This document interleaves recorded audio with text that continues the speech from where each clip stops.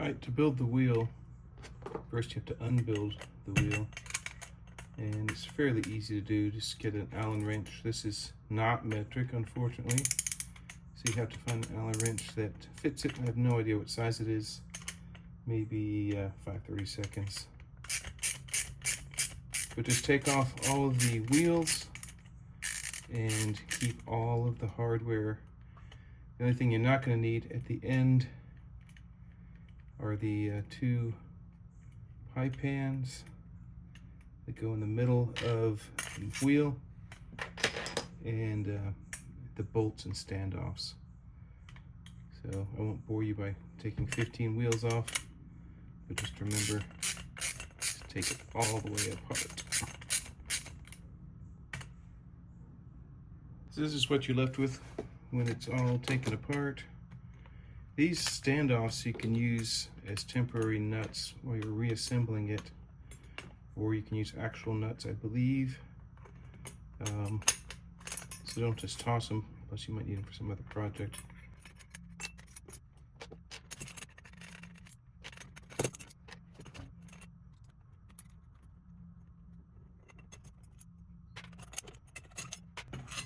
So these little inserts aren't part of the project at all. I got a stack of them. I don't seem to want to throw them away, but you don't need them for the rest of this. All right, so you're going to need 2 of the aluminum plates. Originally, we had a outside the circle and inside the slot, and this slot would go on the inside and the circle on the outside. But we found that the motors, the clocking of the bolts is not predictable. In fact, it's random. So that changed the assembly method. And what we're going to basically do, the overview is, we're going to take the one of the slots, slotted ears, and we're going to bolt it to one side of the motor, and then we're going to use that to clock the ears on the other side. So the important thing to remember when you're building this is, right now I'm building a front, left, back, right, a flubber. Make sure that you've got your wheels, that you've got putting the right wheel in the right box, otherwise your mechanic's not going to work. This is the last one, so I know this is correct, but the wheel pattern on the top helps you remember the orientation of the wheels. You can see that. That's why it's printed up there, and it also says FLBR flubber. So basically you're going to put one of these on, and you're going to follow it with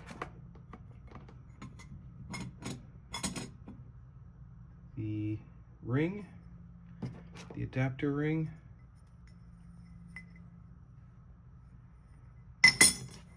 and when we take the bolts out, we'll bolt this to the face of it, and then we'll start building it out. But before I do that,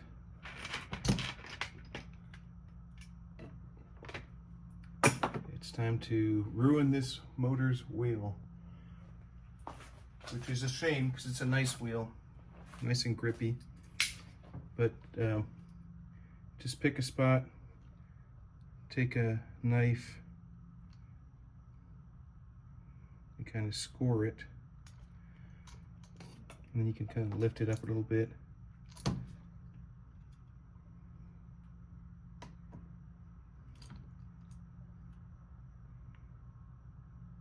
And a couple cuts, this thing will come right off.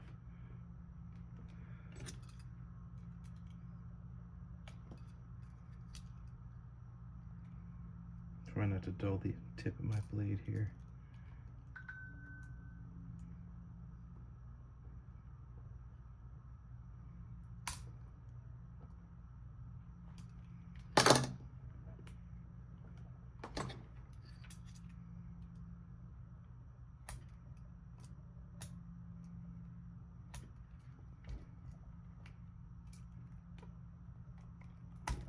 There we go. I don't know any use for this tire now that it's off the motor. But that gets discarded.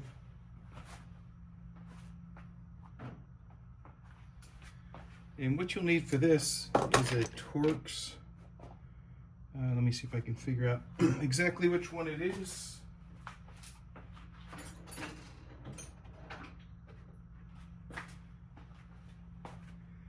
This says it's a T20 because I took it out of this, and that will match the Torx.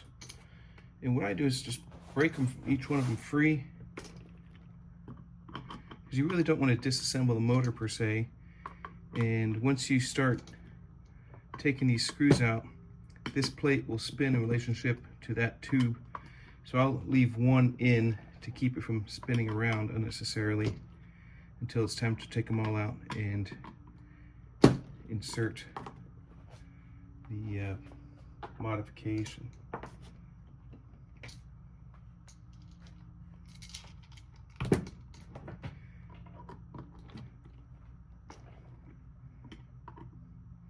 So they use Loctite on these screws, and I recommend using Loctite when you put it back together.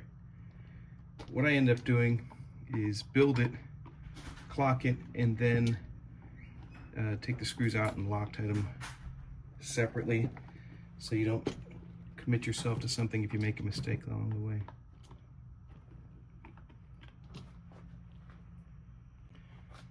So since we're building the front left, back right, I've already built this unit, and if you haven't inserted zip ties for the wire capture, go ahead and do that now where you can get your fingers in there and whatnot. It's easiest if you do it before you assemble it, but I didn't do that. So I'm going to go ahead and route this wire while it's not kinked, and I can have pretty good control over it, because we can, believe it or not, build the whole thing in place, and it's fairly convenient because it will allow us to get a good hold of the motor.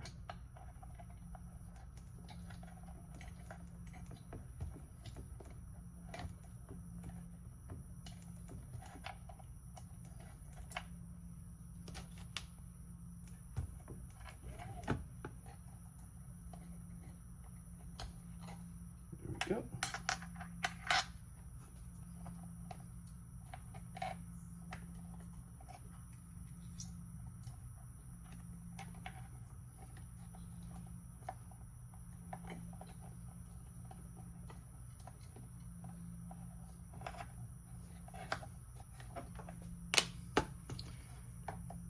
So there's a little cutout in the motor here, in the axle. You want to put that facing, in this case, down, but ultimately we're facing up because we're upside down. And you'll also want to turn these nuts and washers around. Great.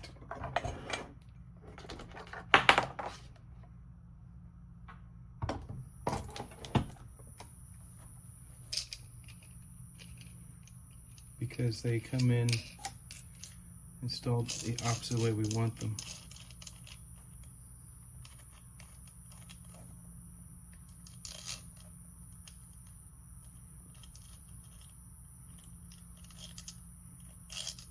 There's a flat spot on the shaft, and that flat spot lines up with the channel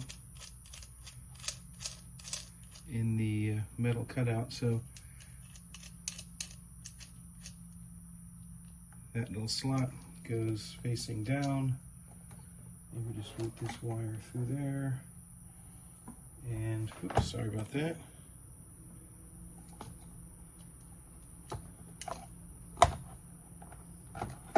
We just park the motor right into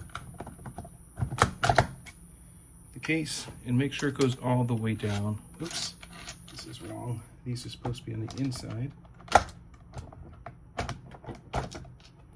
and they go the other way. There we go. There, fully seated. Make sure it's square, and you guys hand tighten these for now. So this will be our work area.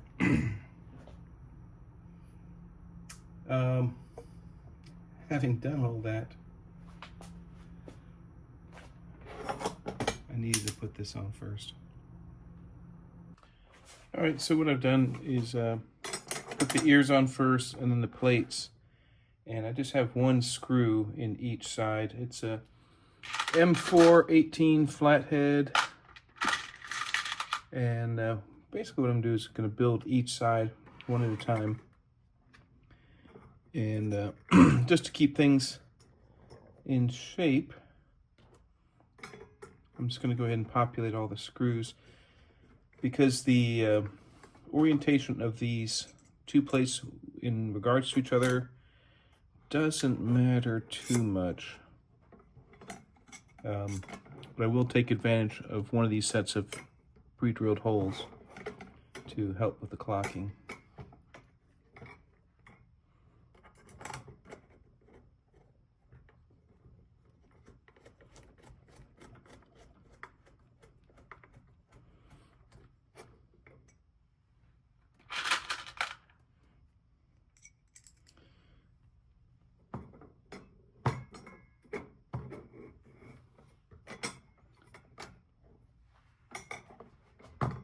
My wheel's on a little bit crooked, it's blocking itself.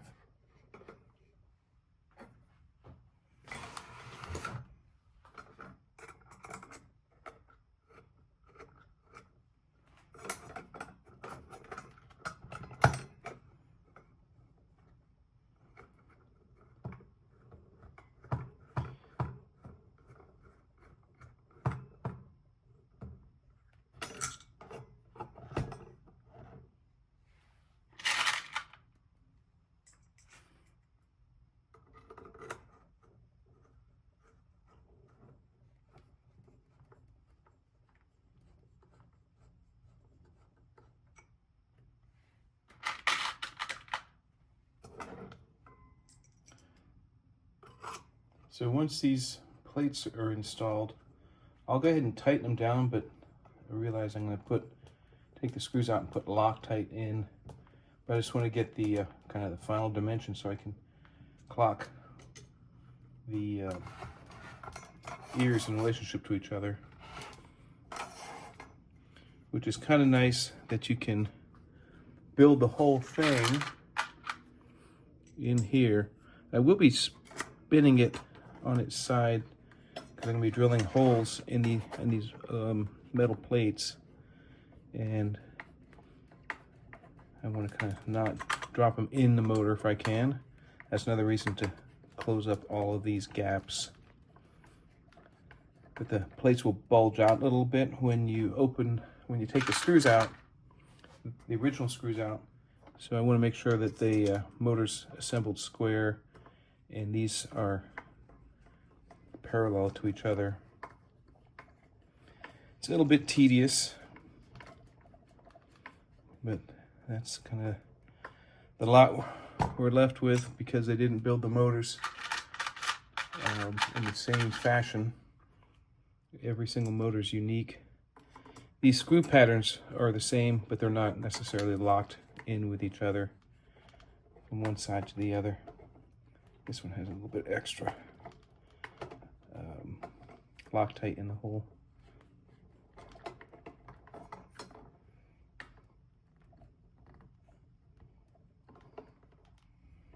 Let me work that out. I'll put my own Loctite in later.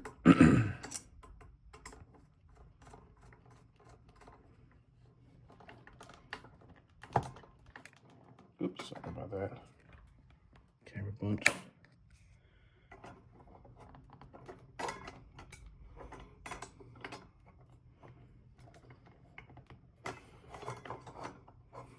So with anything like this, you want to kind of tighten it in a star pattern so you don't induce a twist to it.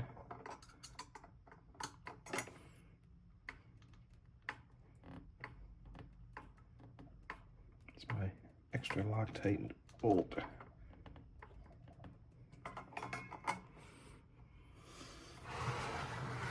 And then the same thing to the other side.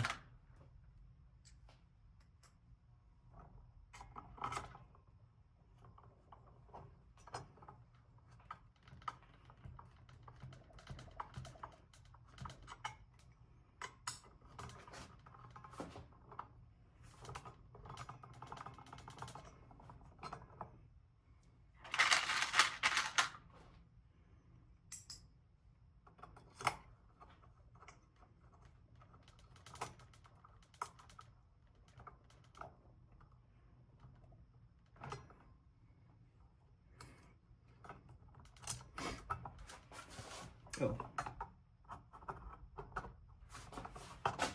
my plate had fallen down and it was blocking this screw.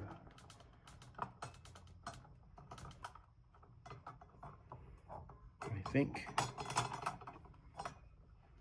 Maybe not. Why is this one not going in? Let me investigate. So the original design, I was going to have 1 3/4 inch standoffs with 1032 screws. I couldn't find any at all, but I did find 1/4 inch standoffs.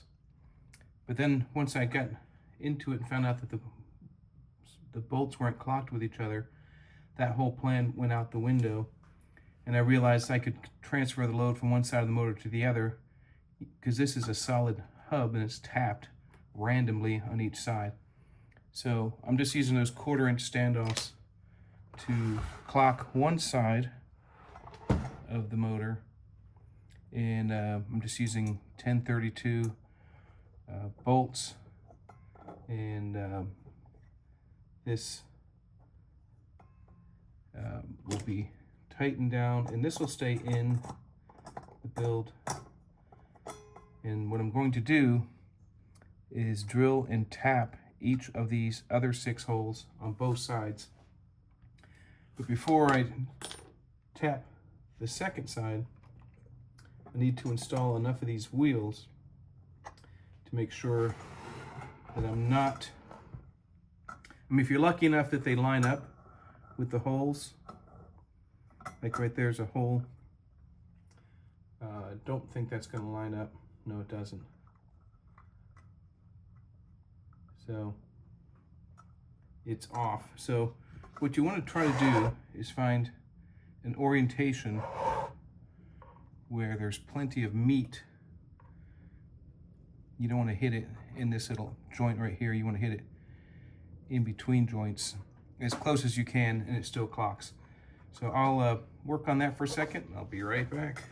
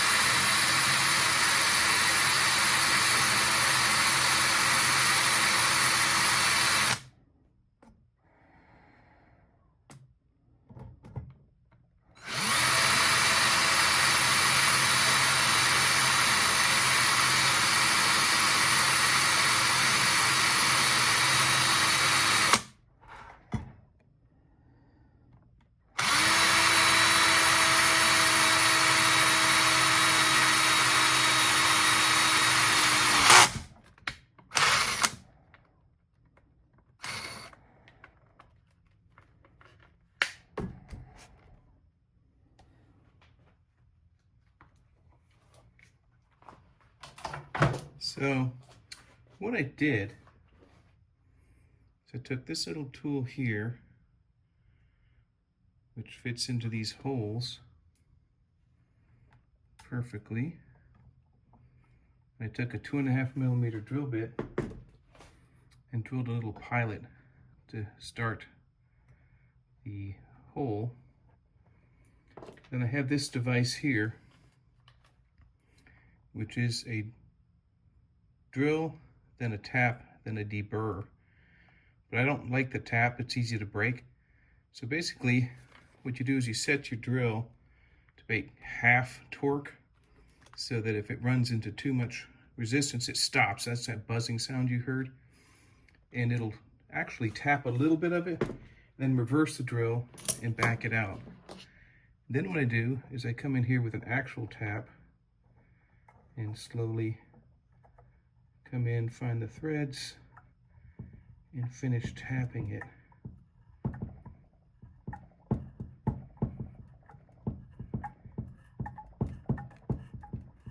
I've had much more success with that than trying to automatically drill into this metal here. This, I think it's steel, so it's fairly tough stuff.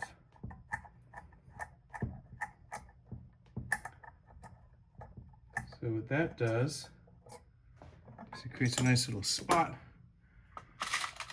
I'm going to take an M8, or I'm sorry, an M48, and plug this other hole up. And again, I'm going to put Loctite in at the end of these. I just want to kind of keep track of. So I'm going to go ahead. I've already pre-drilled that little divot here. I don't know if you can see it. Let me zoom in a little bit.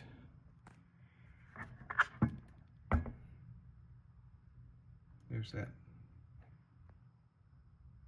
little pre-drilled hole using my tool. This little baby right here. And I just line up my drill, 2.5mm drill, just spin it just enough to start it. And then that's going to be the technique for building all of the holes. So I can go through and do the rest of that, or will do the rest of that on this side. And this other side, the inside is free spinning. So what I want to do is find a happy place where I get a lot of meat in my other ears here. That looks like a pretty good spot. And then put in enough wheels to make sure that you're keeping your clocking accurate.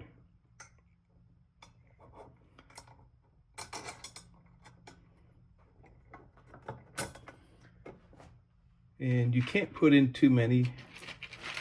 Obviously you can put all of them in, but I'd say 4 or 5 of them, just to make sure that you're having accurate clocking, it's not spinning around on you. And I'll go ahead and do that and be back. So here's a quick video on how I set up the cut for the basically the leg that comes out. So I built this 3D printed template. It's got a little hole in it right here, right there. I just center up the drill on that, clamp it down really well, and then I have a 3/4 inch step bore. It's 19mm, either one will work. And just go slowly. You'll have to step it up until you get all the way through. You might have to flip it over and do the other side. And anyway, that's how you do the cut.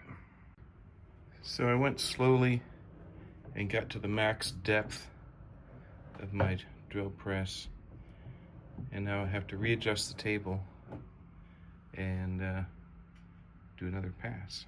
All right, so I've readjusted the table. This should be just touching so that it stays centered, but you don't want to go too far, because if it's touching too much, the drill won't start.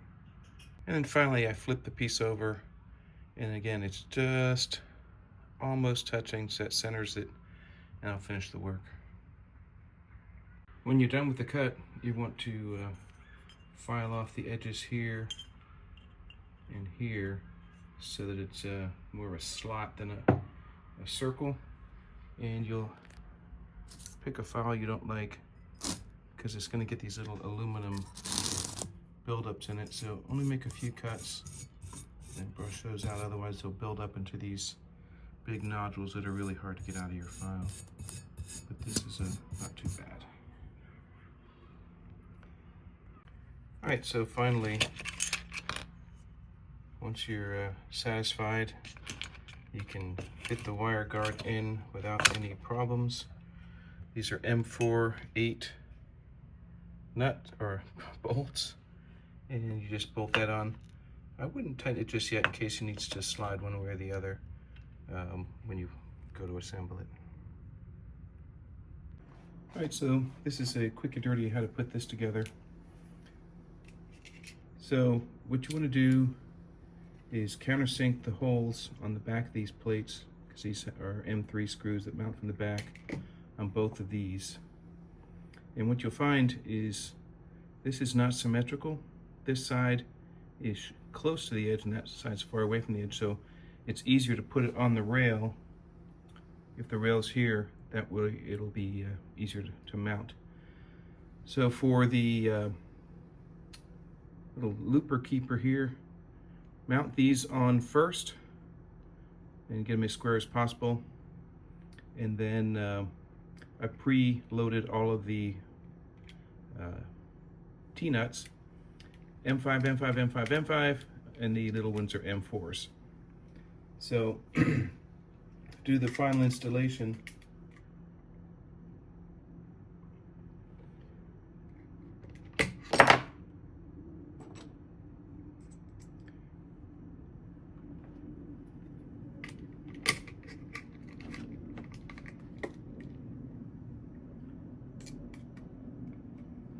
Don't tighten these all the way just yet. So what you're going to do is put it on the rack and use the rack to make sure everything's square. That didn't go in at all.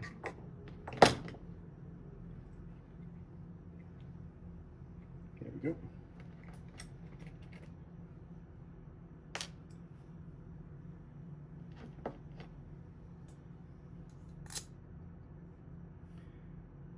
So even though everything's square, there's a little room for error, and little errors add up and cause it to not work.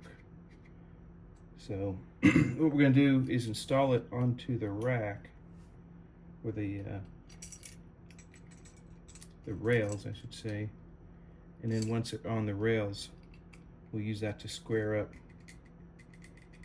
the actual components.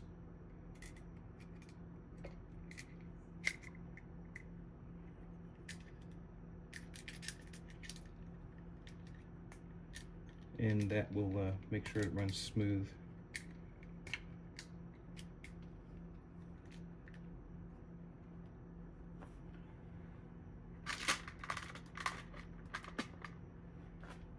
So these are all M4 threaded. You can get away with a 8. I'm using 6s because they look nice.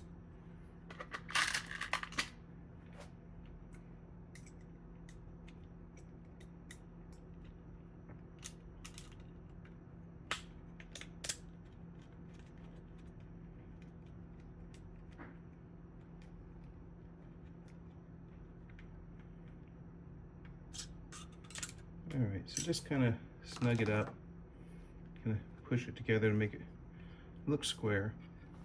And this is the tough part.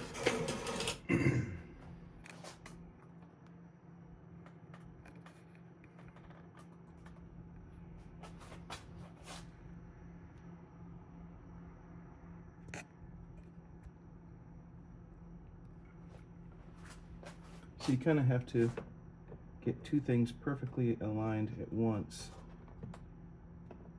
And if you push too hard, you can push the bearings out. And that worked pretty nicely.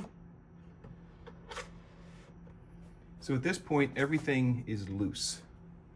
What I'm going to do is kind of rack it a little bit until it seems like it runs smooth. This one runs nicely. This one's a little tougher. There we go. So I even have the rails loose. All right, so right now everything's running pretty smooth.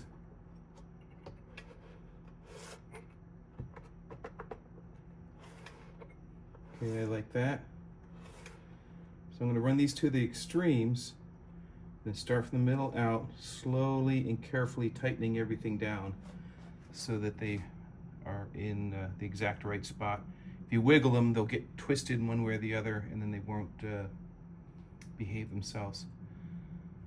So that's the general methodology. Build these rails. I put these in trying to make it square, and then like I said, just kind of tighten everything down when it's running smooth. And that's the way you put this together. It's a mirror image, so both sides are the same.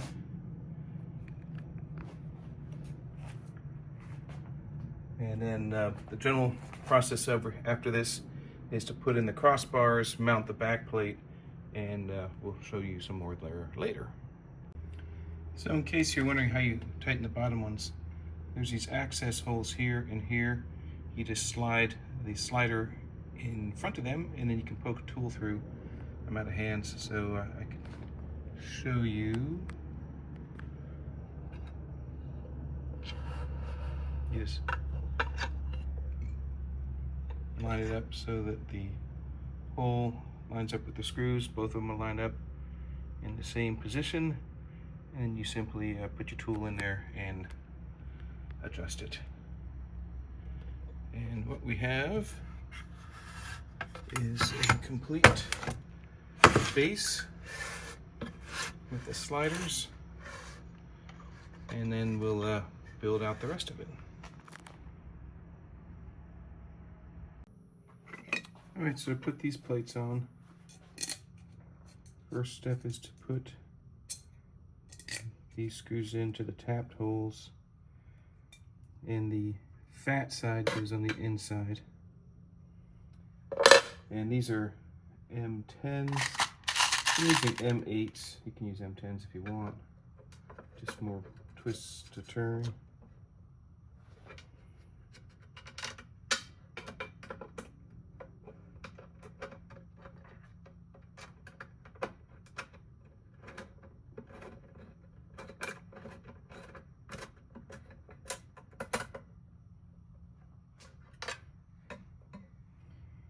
And then this bar is actually held in from two separate planes.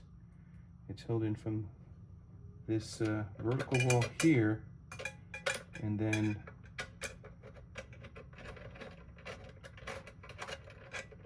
there's a through hole that will go, there's a bar that goes here, and this through hole here holds that plate. So this is keeping it from racking that way, and that's keeping it from racking that way. All right, so that's prepared.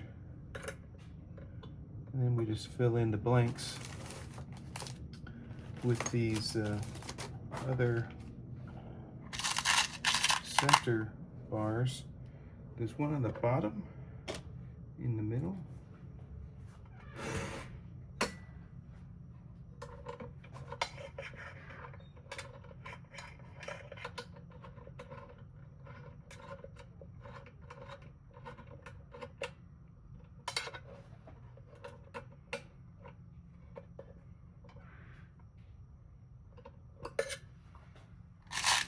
And then two on the top.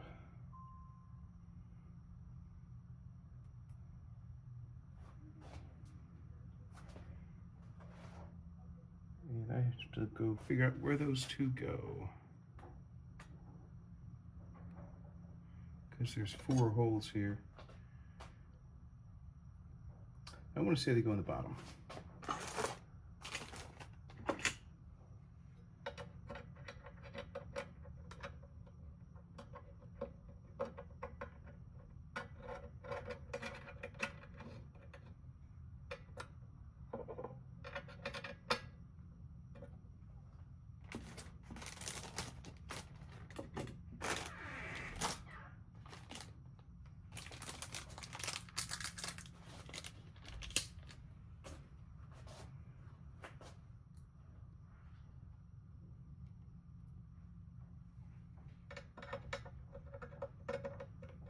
Actually,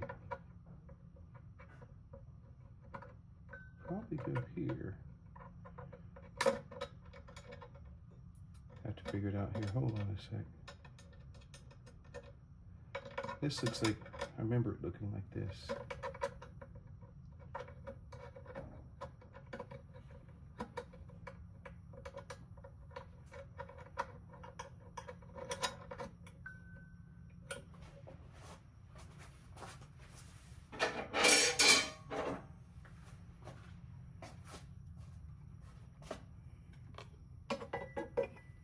So this is going to go here. Yeah, so that has to go down. I haven't screwed the metal piece on yet. That'll come next.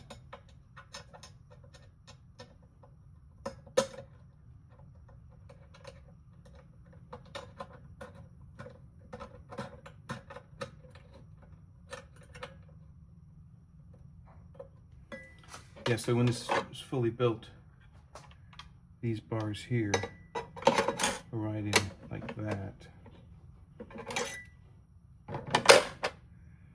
And I believe we're ready for the big plate.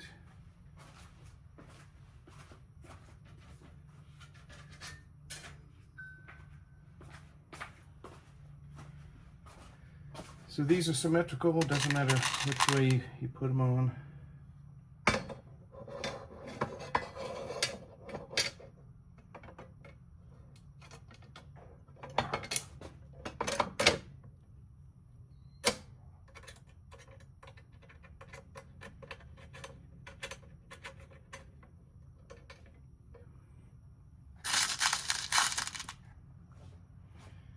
Just fill all the holes with screws that have the bars on the other side.